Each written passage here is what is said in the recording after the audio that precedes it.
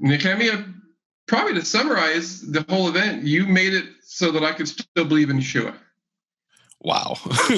Shalom and welcome to Hebrew Voices. This is Nehemia Gordon. I'm coming to you from Dallas, Texas, and I have here with me Dr. Mark Andrews in Roswell, New Mexico. Shalom, Dr. Mark. Shalom, Nehemia. Dr. Mark, we were talking the other day about something that happened back in 2012, a conversation we had, and it reminded me of something that I hadn't thought about in a long time, and I wanted you to share that incredible testimony you had with people. But before you do, I want to give the background of what happened. So 2012, I was going through a very difficult time in my life. I was on tour with Keith Johnson. We were in Pennsylvania, and I had done this study on the Yom Kippur War, and there's a scene in the Yom Kippur War where the Syrians see a hand come down from heaven, and this hand said to them, "Stop." And this captured commander says, "If you see an angel and a white hand come down from heaven and says to you, 'Stop,' I stopped." And I felt that at that moment in the tour, that a hand had come down. I didn't literally see a hand, right? But I felt at that point God was saying to me, "Stop. It's not time for you to do ministry. It's time for you to take a break." And I went to Keith and I said, I need to leave the tour. I need to take a break. It's not time for me to do ministry now. It's time for me to do ministry to myself and for myself, Wow. not to other people. And so he said, "Well, where will you go?" And I really had no place to go at this point. I was literally homeless. I had rented out my place in Jerusalem shortly before this, and I was planning to be on a speaking tour for several months. And so I literally didn't know where I was going to go. So then I get a phone call from Deb, who runs my ministry, and she said, "This man in New Mexico called, and he wants you to come and stay at his house." Within an hour of this decision being made. So tell me your side of it now. So I had been in a process. Mm-hmm. God was changing my life and my heart. Mm-hmm. And for about 9 months, I'd been listening to Torah Pearls. Mm-hmm. Every Shabbat, I would listen to Torah Pearls. And I had this strange, because this is not something that happens to me often, but a strange, overwhelming sense that I needed to reach out and talk to you. But that was not the time. And I had actually shared this with a pastor friend of mine. And about every month he'd say, "So, did you talk to Nehemia yet?" And I'd say, "Nope, I don't feel like it's time yet." And one day I was on a ride on my bicycle down the road through a cornfield area. And God says to me, as clearly as, you can say he says without hearing an audible voice, "Call Nehemia." Wow. And so, of course, the way to call Nehemia is I called Deb and I talked to Deb and I said, "Deb, this is really strange, but I kind of have a question. How's Nehemia today?" And she says, "Well, why do you ask?" And I say, "Well, I just feel like God told me to call and see how he is. And I've been knowing I was going to do this for a long time, but he told me today was the day to call." And wow. That's what happened. I mean, this is unbelievable, because there I am, and I'm literally having this conversation with Keith in Pennsylvania, and I literally have no idea where I'm going to go. And I get this message. This man has invited you to stay at his house as long as you need to rest and recuperate out in the desert. And so I ended up going to your house, and this is kind of crazy because I've never met you.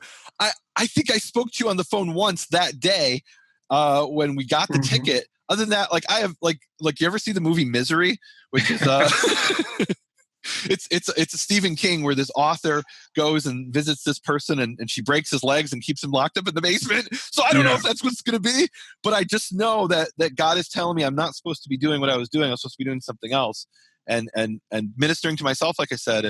And I ended up staying at your house for 2 months. And during that time, we had a conversation, and you reminded me of the conversation yesterday. Give us the background of that, of the conversation and what happened. Wow. It is awesome how God brought us together as a blessing to each of us. It was really amazing.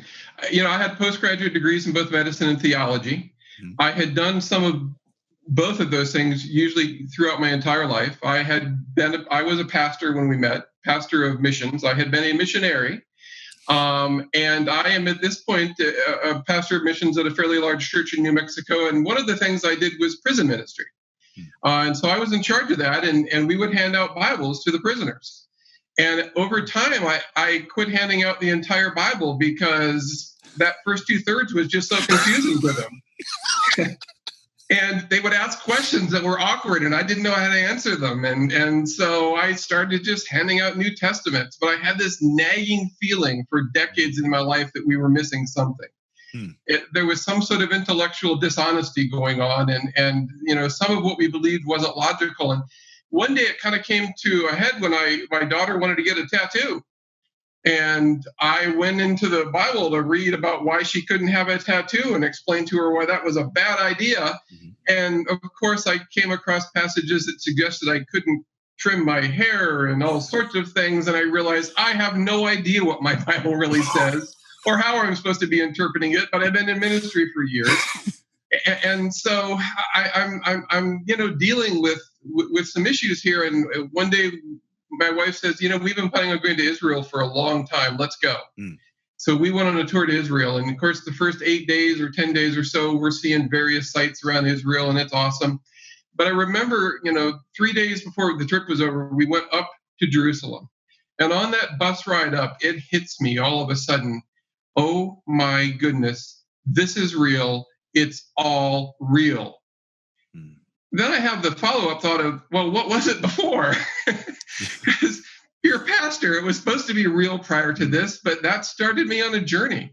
And I came back and I started reading my Bible, and I just fell in love with Scripture. And I started learning and reading, and then I began, the part of the journey that a lot of your listeners have been through, I think, where they realized that a lot of what they knew before maybe isn't quite true. And there was a lot of paganism brought into our Christianity, and I was struggling with that. In fact, I had a friend who tried to share some Torah with me a good 10 years earlier. And his name was Ron, and he lives in Mexico. And Ron and a friend of his tried to share some truth with me. And I remember his friend was so caustic about, not eating bacon that I thought, if this is what happens to a person who doesn't eat bacon for 10 years, I don't want anything to do with this. And so God is moving my heart. And 10 years later, I call up Ron one day and I say, Ron, you won't believe what happened. I love Torah. And Ron says, Mark, you won't believe what happened. Pam and I have been praying for you every morning for 10 years. And at the 10-year point, she said, Ron, we just need to give up on Mark. He's never going to get it. And Ron said, no, Pam, I think he will. And it was about a week later I called, I think. And it was an amazing thing. So God was moving in my life, and this pendulum, swing toward enthusiasm and love of Scripture and Torah is an awesome ride. And then I kept reading and kept learning and got exposed to some other thoughts, and I learned more about the paganism that had, worked its way into our interpretation of Scripture. And I began to have doubts, and I was struggling, and I went back to Scripture. I thought, but we've got those 300 prophecies about Messiah that, Jesus fulfilled. And boy, if only 48 of them were true, that'd be 10 to the 157th power. That's statistically, absolutely impossible that happened by chance. And I started reading those, and it was awesome. And I loved reading those little prophecies. And then I made a mistake, and I actually went back and read the first 2/3 of the book. And I realized the Old Testament or the Tanakh. Meaning the Tanakh. Okay. And I realized, oh my goodness, these New Testament prophecies that I've always been told are so clear and so amazing and irrefutable are a little fuzzy. And I realized sometimes they're not actually quite prophecies, or sometimes they didn't really seem to be talking, at least initially, about anything to do with Messiah. And I began to feel like my Christianity was built on a house of cards, and I went to Rabbi Google and I read all sorts of things. Now, this is before you met me, right? This is before I met you, yes. Okay. And, Rabbi Google told me that none of this stuff was legitimate, and none of these were talking about the Messiah, and it was all just a sham. So one night at dinner, we were talking about how if you really understand both sides of a topic, you could argue for your belief or you could argue against it, because hopefully you realize the other side aren't complete idiots. There are actually reasons why they believe what they believe. And if you've truly dealt with those beliefs, you could argue their side if you had to. So I said, Nehemia, and I don't think I really told you exactly how much I was struggling and how much my faith was on the line. I said, what would it look like if you were to argue me into becoming a Christian? Let's say I'm struggling with all this stuff. What would you tell me? And at that point, you gave me an awesome answer. You chose to, it was kind of like I got evangelized with some good news. So I'm the Karaite Jew, and I am sharing the gospel with you essentially. And look from my background. I was raised studying the Talmud, and the Talmud is a very complex and complicated book, and everything in the Talmud is debates, but it's really not debates in the Western sense. It's more dialectic. A debate is we're arguing and I'm trying to win the debate. A dialectic is you're searching for the truth. And so you argue both sides of an argument to try to figure out what's true here. And, with an open mind. And I try to approach everything that way. And so when you ask me, what are your proofs? If you had to prove to me that the New Testament is true, or that Jesus is the Messiah, Yeshua is the Messiah. So then I put on my Talmudic hat and I say, okay, I could argue against this all day long. The 7 reasons the Jews deny, I could give you all that stuff, right? But that's not what you were asking me. What you were asking me is, if you had to argue from the New Testament Yeshua side, what would the argument be? And if I'm going to be intellectually honest, I can give you that answer. And you're telling me that's what I did at the time. And I remember that conversation. I remember it on the couch. You remember it on the dinner table, but it was 5 years ago. My conviction is it started on the couch and it went for hours and it moved to the dinner table. Makes sense to me. Let me tell you what I thought you might come up with. You'd say, Mark, tell me about your lineage. And I'd say, well, Nehemia, my mother's family is Jewish. And you'd say, oh, well, tappy, tap, tap. And you'd get on your computer and you'd produce a little card that says you're now a Karaite. And then I would convert it. Is your mother's lineage Jewish? Yeah, she really is. Oh, yeah. Okay. I didn't remember that. All right. But that isn't what happened. Instead, you explained to me how, from a linguistic point of view, when a New Testament author might say, as was prophesied, and then it names something that, maybe initially had nothing to do with the prophecy that they're pointing out, that was an acceptable linguistic tool. So tell us about that. And I would call it more an interpretive tool. Yes. There's a linguistic aspect here. So, and I did a podcast about this that I'll refer people to. It was with AJ Bernard, and it was called, and because he asked me a very similar question. And he's a Methodist pastor, and I thought this is a great opportunity to share this with people rather than just, the 45-minute answer I gave him. Let's share it. And so we had this conversation. We repeated the conversation on the podcast, and so there's this concept which I may have at the time called drosh, but it's a specific type of drosh called pesher. And pesher is, you find this term in the Dead Sea Scrolls, for example. And really this ties in perfectly with what we're told in Luke 24. In Luke 24, you have this scene where the people are walking on the road to Emmaus, and it's very guys, go read the story for yourselves.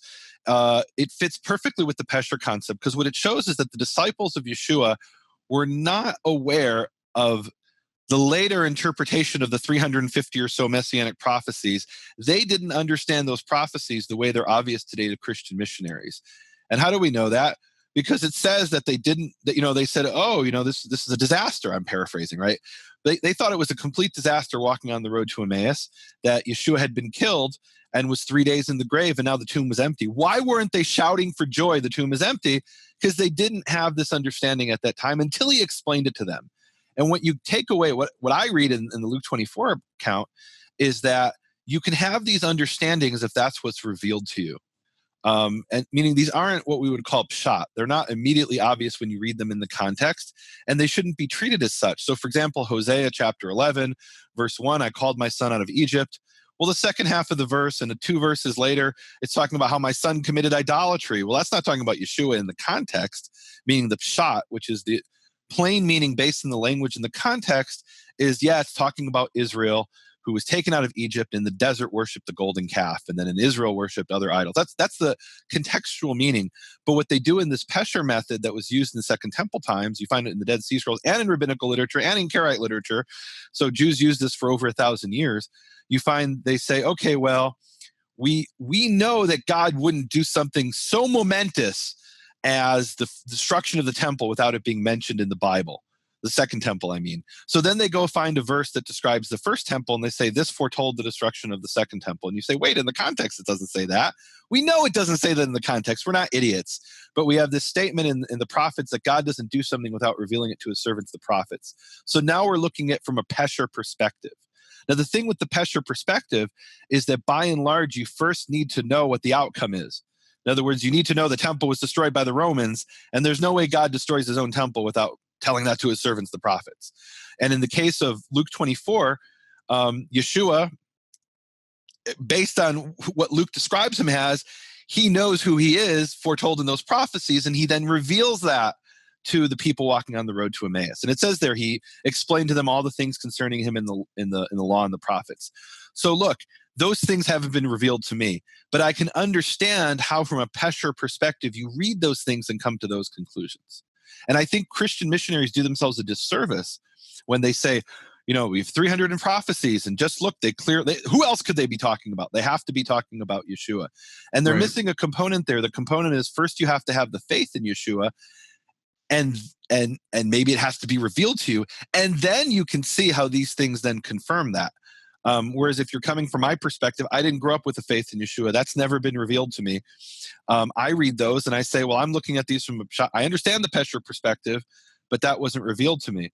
If that makes any sense. Yeah, it does. And what I found was that was very helpful, because some of these prophecies do appear to be, in fact, things with which I'm comfortable saying that was a prophecy and it was fulfilled in an amazing way. Yeah. But some of these Pesher passages were very troublesome. And when I would talk to other theologians, I would realize they've never, ever really bothered to address the Tanakh passage. And they've not struggled with this.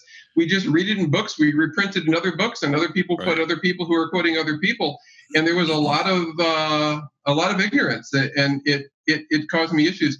I did go on to study more, and I found that we would be told that this is not an actual quotation from the Hebrew, or this is closer to the Septuagint, or it's somewhere in between, and we don't know exactly where this translation is, but it's not very close to the original. Ultimately found out there were a lot of Aramaic targums of the time. And for the common folks, they didn't have a copy. They didn't have a scroll of scripture, and they would write out some little paraphrases. And sometimes those might be the ones that were being quoted. And that's why the verbiage differed. I found out that, we've all kind of done some reconstruction of history. If I were to ask any pastor, why is Christmas celebrated on December 25th? He wouldn't tell me about pagan sun gods. He's got a new story, and that's the one that he's been told, and that's the one he passes on and he believes. And I found that some of that was happening. Modern-day Christian liberal theologians and rabbis were passing on stories that said things like, oh, this passage was never considered messianic.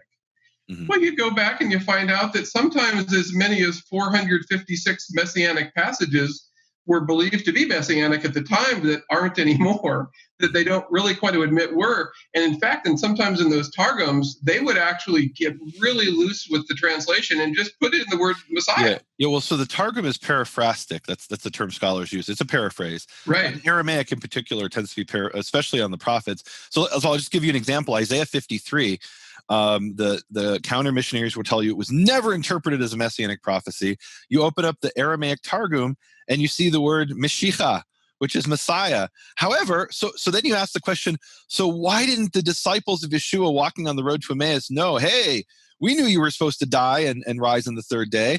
You actually mentioned that in Galilee, and we know it from the Targum. How come they didn't say that? Because if you read the Targum in context, here's context important again, they interpreted Isaiah 53 in the Targum as a Messiah, but it was a conquering Messiah.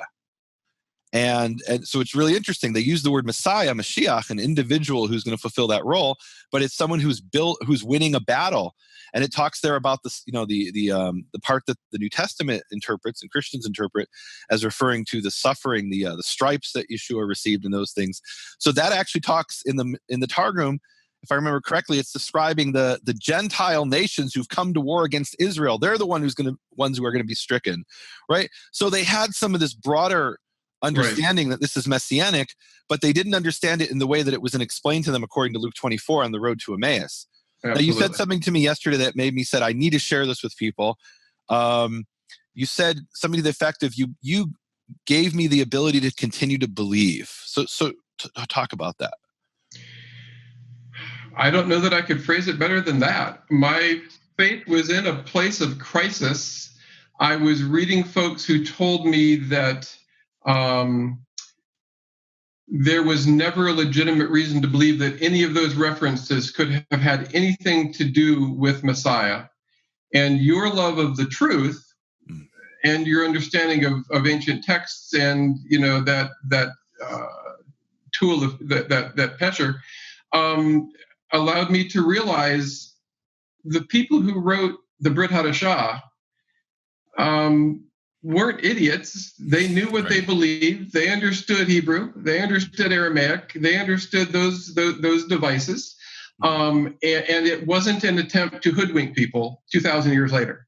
Mm-hmm. And so I can deal with that text honestly, and I can allow Yehovah himself to guide me through all that. But what you allowed me to look past was ultimately, I think, spurious attacks on the validity of that type of linguistic tool. And do you believe in Yeshua today? I do, absolutely. But you believe that Yeshua existed. That was another fun conversation we had. Was I had a friend at the time who had gotten on some websites and completely believed that no man by that name existed in the first century, which is ludicrous. Right. We know that historically this was an event, and I have just loved in your ministry the way you pursue truth, you share knowledge.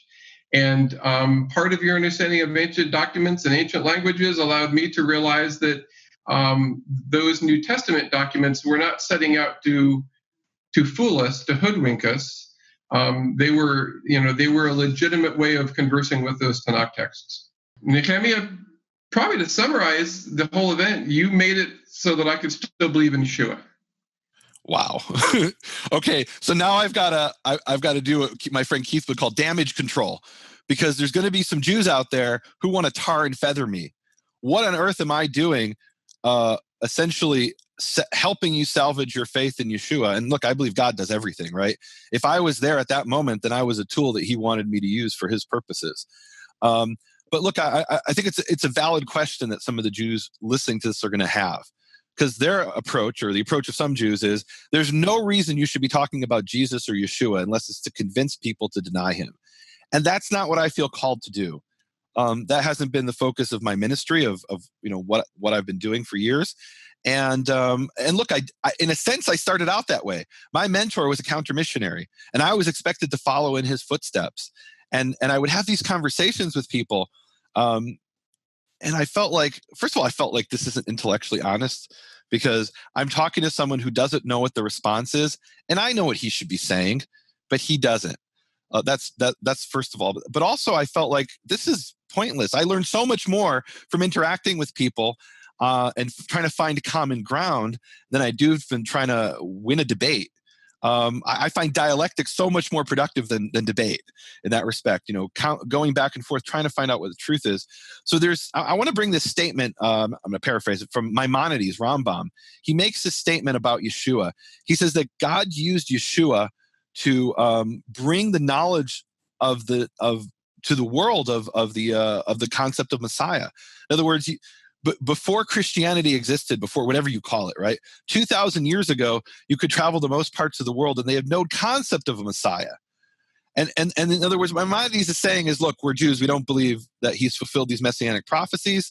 And I would say, to be more specific, I don't believe these messianic prophecies have been fulfilled yet, because I'm still looking for a Messiah who will gather in the exiles, defeat the enemies of Israel, and bring peace to the world. And I'll say something Maimonides I don't think would have said, which is maybe that will be Yeshua. Maybe Yeshua will accomplish those things in the future. Right now, those things are not accomplished. We're living in a fallen world with suffering. But Maimonides' point is that, and it's kind of like what we talked about before with Pesher, there's no way something as momentous as a Jewish man who was crucified, who then has 1.5 billion followers or 2 billion followers, there's no way God allowed that to happen without it being part of God's plan. Amen. Maimonides is trying to figure out, how is this part of God's plan? And he proposes this radical idea And I think he could only propose it because he lived in a Muslim country. In a Christian country, he would have been murdered for saying this. But he said maybe it was that God used Yeshua to bring knowledge of the Messiah to the entire world, or to a large part of the world. And whether you agree with Maimonides or not, that's what happened. And I look at you, and yes, you come from a Jewish background on your mother's side, but as far as we know, most of your ancestors, certainly on your father's side, were idolaters who knew nothing about the God of Israel. And it was through Yeshua, this is a fact, it was through Yeshua that you came to know the God of Israel, that you know that there is a Torah, that you know that there is this thing called the Tanakh, the Hebrew Bible. And yeah, Christians refer to it as the Old Testament, but at least they know it exists now. And they've come one step closer to being prepared for when the Messiah comes or comes back and unravels his plan for mankind. It won't be a complete surprise to everybody. People will at least say, okay, this was foretold. And this is an image we see in Isaiah. I send out my word upon the water, and it comes back to me having accomplished its mission. And maybe Yeshua was that word, or one of those words, that he was part of that divine plan. I know I'm going to get a lot of trouble for that, but I don't care. I've said this throughout my ministry. My purpose is to empower people with information so that people can work it out for themselves in fear and trembling with prayer and study before the creator of the universe. And you've done that. You did it the way that God led you to do it, not the way that I've done it, because God hasn't led me to that at this point in my life. But you did it the way God led you to do it, and I respect that. I think, how do I put this? I think you're more part of God's plan with what you believe now than if you had walked away and said, okay, Jesus isn't real, the New Testament is a lie, and now there's no such thing as God. I'm an atheist, a secular human. Right. You have a faith, and your faith has led you to do wonderful things. I know you were doing work helping people in Fiji and, doing all kinds of what you call mission work, but trying to help people. And I think it's because of your faith that you did that. And so I think it makes you a better person. This isn't to say that everyone who has faith is a better person. Some people, there's this profound passage, some people, it actually, it can turn them mean. I've seen this happen, that people get this religious spirit. And Keith found this wonderful passage, which I'd read many times in Chronicles and never thought about. It talks about how they were keeping the Torah and walking straight in the ways of Yehovah, but they weren't doing it with a lev shalem, with a complete heart.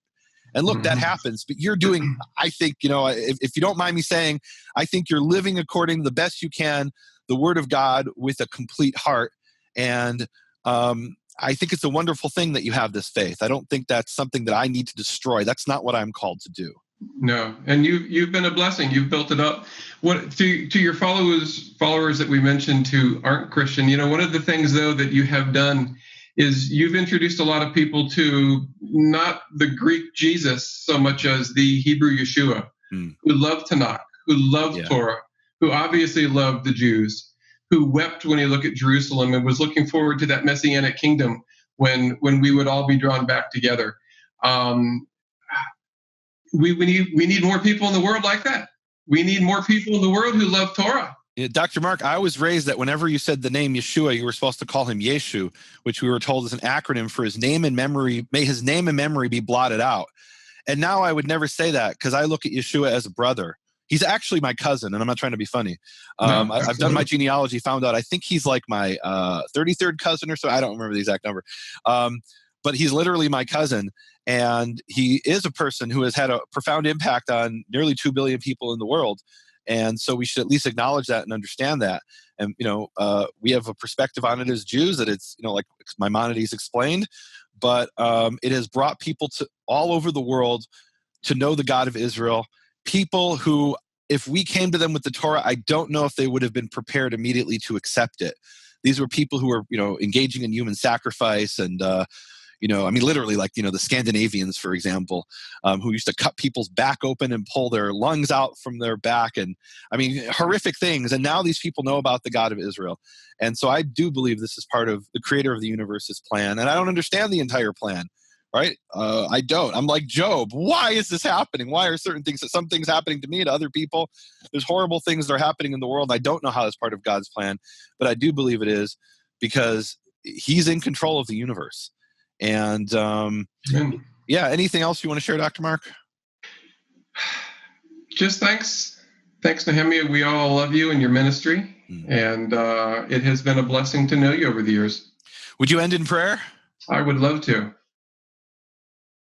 Abba, we thank you for loving us, for having a plan for our lives, for bringing Nehemia and I together in ways that we were able to be you to each other, to encourage, to support, to share truth. We thank you that he loves truth. Pray that you would uncover our eyes and help us all to see more and more of the truth, to love you more and more. Pray that you'd guide us and lead us and allow us to be used as a tool in your hands. Yehovah, you are so awesome, and we love your word. We love living by your instructions. We love that you love to bless us, that you love for us to revel in your rest and your Shabbat, and that your mercies are new every morning. Thank you for Nehemia, and thank you for the work you're doing. We pray that you'll bless him and protect him in the days to come. Amen. Amen. Shalom. Shalom. You have been listening to Hebrew Voices with Nehemia Gordon. Thank you for supporting Nehemia's Makor Hebrew Foundation. Learn more at nehemiaswall.com.